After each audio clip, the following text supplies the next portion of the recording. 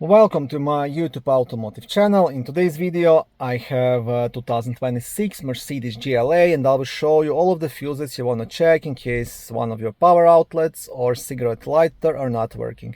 This video will apply to these vehicles made from 2020 all the way up to 2026, so this is the third generation. Also, if this video was helpful, please consider supporting the channel by liking the videos, subscribing to the channel or becoming a channel member. Now, power outlets fuses will be located in a fuse box on the passenger side, just under the passenger's feet. So first you want to remove the floor mat and then you want to pull the carpet towards yourself to access the fuses down there. Now, there will be this cover on top of the fuses, you just have to remove it. You have 4 torx T25 screws, you just want to loosen them up and then remove the cover. Okay, so the first fuse to check will be fuse number 124, which is this 20 amp fuse located right here.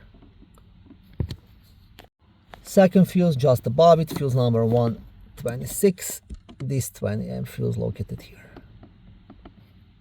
And the last fuse also worth checking will be this small 10 amp fuse located up here in the top right corner. So these are the 3 fuses we're checking in case these fuses are good and one of the power outlets is still not working. Then the next step is to test if the power is coming to the power outlet. If it is, then possibly power outlet failed. If it's not, you want to check the wiring, electrical connections and things like that.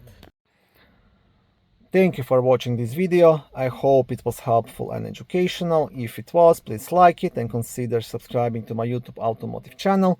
On my channel there is lots of how-to videos, do-it-yourself videos, car reviews, product reviews and other similar automotive topics.